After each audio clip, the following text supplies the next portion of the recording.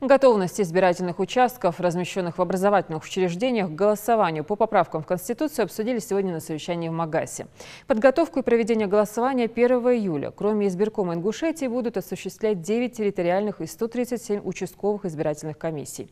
Из них 107 на базе объектов образования. Задействовано 95 общеобразовательных организаций, 4 средние специальные организации, 1 учреждение дополнительного образования и 6 детских садов. В 4 средних школах в Назране, Малгобеке, Барсуках и Кажево организация работы участковой комиссии в этом году совпадает с работой пунктов проведения ЕГЭ. По словам руководителя регионального Миноборнауки Сетбоковой, проблем в этой связи не возникнет. В ходе совещания глава региона особо подчеркнул важность обеспечения безопасности процедуры голосования.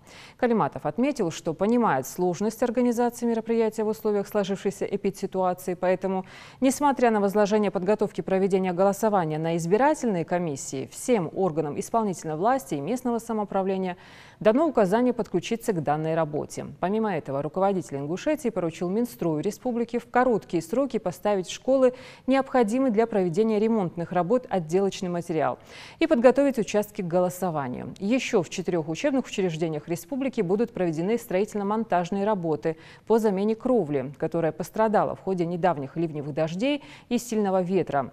На все это правительством республики и Национальным фондом развития Ингушетии выделены необходимые денежные средства.